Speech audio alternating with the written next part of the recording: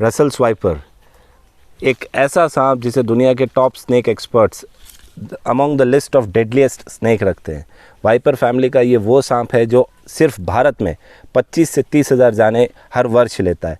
लेकिन ऐसा क्या कारण है कि भारत में 25 से 30 हज़ार जान सिर्फ रसल स्वाइपर लेता है? क्या इसके पीछे इसका डर नहीं होना है, या फिर लोग इसको पहचानते नहीं हैं, या इसका सम्मान करना नहीं जानते हैं? आज के वीडियो में दोस्तों हम इसी टॉपिक पर बात करेंगे।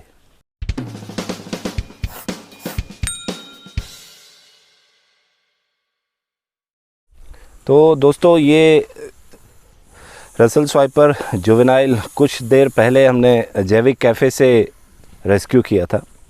उनका जो स्टोर रूम है जहाँ पर पूरा खाद्य सामग्री को स्टोर करके रखते हैं, राशन वगैरह को, वहाँ पर ये निकल आया था। ये छोटा है, मीडियम साइज़ का है अमित, और बहुत ज़्यादा बड़ा अभी ये हुआ नहीं है, लेकिन और बड़ा होगा ये। अब चूँकि ये जा रहा है तो जाने देते हैं, ऐसा कुछ रोकने वाला हिसाब तो रहता नहीं है। अब मेरा आपसे एक सवाल है। पिछले दिनों यूट्यूब पर मैं एक वीडियो देख रहा था, तो वहाँ उस वीडियो में मैंने ये देखा कि एक जुवेनाइल से भी छोटा, मतलब बेबी रसल स्वाइपर अगर आप कहें, वो है, और जो स्नेक सेवर हैं उसे हाथ में पकड़ा हुआ है, और एक पर्टिकुलर बॉडी के पिछले हिस्से पर एक मार्क दिखा रहे हैं और कह रहे हैं कि जब तक ये मार्क थोड़ा सा डार्क नहीं हो जाता, वाइपर्स जो है वो अग्रेसिव नहीं होते और ज़्यादा अटैक नहीं करते। तो इस बारे में आपकी क्या राय है कि क्या वो सच है? ऐसा कुछ होता है कि कोई एक पर्टिकुलर मार्क है, उस मार्क को देखकर आप बता सकते हैं कि हाँ, ये वाला सांप जो है इस उम्र के बाद नाराज़ होना चालू होगा, उसमें गुस्सा आएगा और वो काटने लगेगा?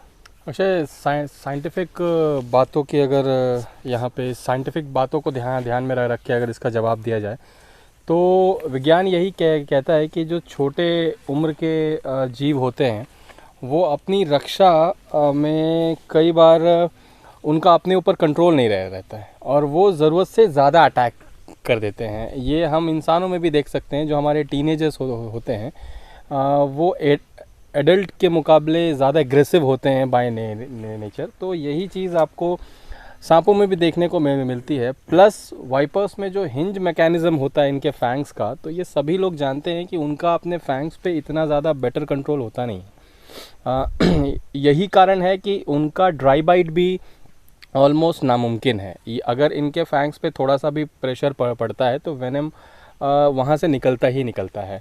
और छोटे वाइपर्स जो हैं, हमने कई बार देखा है, बाकी चीज़ों को हम अलग रखते हैं, लेकिन हमने कई बार देखा है कि छोटे वाइपर्स बिना उकसावे के भी, कभी कभी बिना वार्निंग दिए भी अटैक कर देते हैं, काट लेते हैं। इसके ऑपोजिट जो बड़े सांप होते हैं, बड़े वाइपर्स होते हैं, वो आपको काफ़ी ज़्यादा वार्निंग देते हैं, अच्छी खासी हिसिंग साउंड निकाल के आपको कई बार बताते हैं और उसके बाद ही वो बाइट करने का प्रयास करते हैं।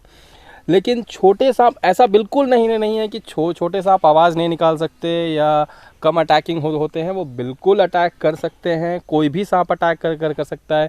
और वाइपर को अगर आप ये कह रहे हैं कि ये सिर्फ इसलिए अटैक नहीं करेगा कि इसकी उम्र छोटी है, या फिर इसका जो ये उसके ऊपर में जो चेन पैटर्न होते हैं, जो शंख की तरह जो डिज़ाइन बने होते हैं, उस डिज़ाइन में थोड़ा परिवर्तन आने के बाद वो अटैक करना शुरू करेगा, ये बिल्कुल गलत चीज़ है। यूट्यूब में आने के बाद या एक चैनल, एक प्लेटफॉर्म पे आने के बाद लोगों को लगता है कि हम कैसे पॉपुलर हों, और कभी कभी इस चक्कर में हम कुछ ऐसी बातें लोगों को बता देते हैं, कुछ लोग, जो सच नहीं होता है। मनोज जी, आपकी क्या राय होगी ऐसे में कि एक वाइपर है और हम हमारे कंट्री की हालत जानते हैं जहाँ पर रेस्क्यू टूल्स या इक्विपमेंट्स इतने इजीली अवेलेबल नहीं होते और टेस्ट भी नहीं होते। सिर्फ अगर आप ऑनलाइन शॉपिंग साइट्स पर भी देखते हैं तो जो टूल्स मिलते हैं स्नेक रेस्क्यू किट्स के नाम पर, वो भी ऐसे टूल्स होते हैं जो उस पर्टिकुलर जीव के लिए नहीं बने होते। जैसे अगर आप रेस्क्यू टोंग सर्च करें तो आपको ग्रास कटर देखने को मिलता है, और अगर आप स्नेक ग्लव्स की बात करें या रेप्टाइल प्रोटेक्शन ग्लव्स की बात करें तो आपको वो ग्लव्स मुहैया कराए जाते हैं जो जनरली इंडस्ट्रीज़ में, केमिकल फैक्ट्रीज़ में यूज़ किए जाते हैं। तो ऐसे जो ट्राइड एंड टेस्टेड नहीं होते हैं प्रोडक्ट, जिनका कोई रिव्यू नहीं होता, इस तरीके की चीज़ों को यूज़ करना चाहिए। दोस्तों सबसे पहले मैं बताना चाहता हूँ कि हम छत्तीसगढ़ के दंतेवाड़ा इलाके में स्नेक रेस्क्यू का काम करते हैं, डिस्ट्रिक्ट में देखते हैं। हमने सांप, तो पहली बात है कि सांप अनप्रेडिक्टेबल होते हैं, कभी भी उनको प्रेडिक्ट नहीं किया जा सकता वो किस तरीके से अटैक करेंगे, कब और कैसे अटैक करेंगे। हमने बेबी रसल स्वाइपर को भी हिसिंग करते हुए देखा है, अडल्ट से ज़्यादा, और काफ़ी ज़्यादा, और अडल्ट रसल स्वाइपर को भी हमने बिना हिसिंग के, बिना वार्निंग के अटैक करते हुए, वेनम इंजेक्ट करते हुए हमारे टोंग में, हमारे हुक में भी देखा हुआ है।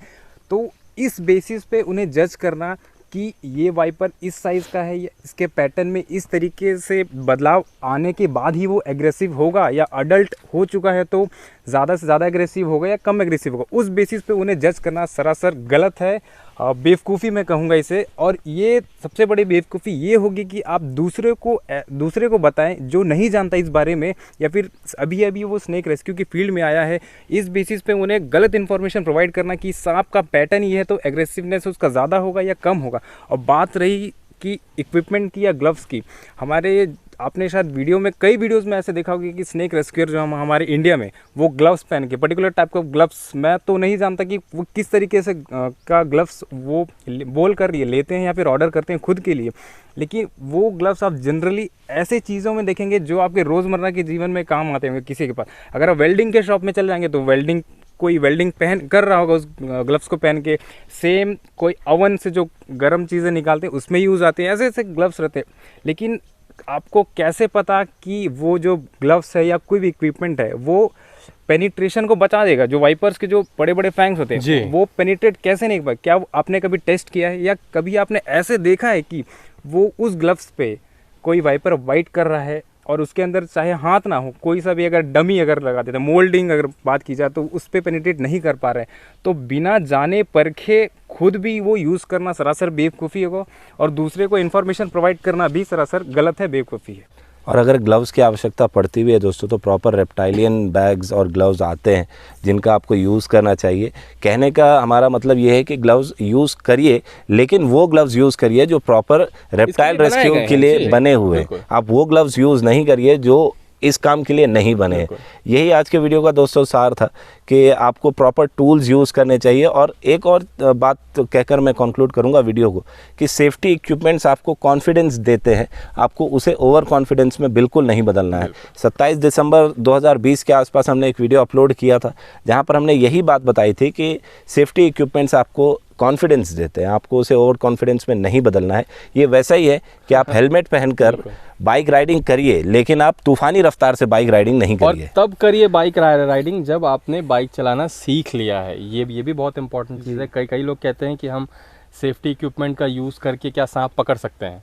सांप पकड़ने के लिए सबसे पहली रिक्वायरमेंट सेफ्टी इक्विपमेंट नहीं है दोस्तों, उसके लिए पहली रिक्वायरमेंट है नॉलेज और ट्रेनिंग। उसके बाद ही सेफ्टी इक्विपमेंट आपके काम आ सकता है। उम्मीद करते हैं दोस्तों आज की जानकारी आपको पसंद आई होगी। आप लाइक शेयर कर सकते हैं, कमेंट करिए, वीडियो सजेशन में जाता है। आज के वीडियो में इतना ही। जय हिंद, वंदे मातरम।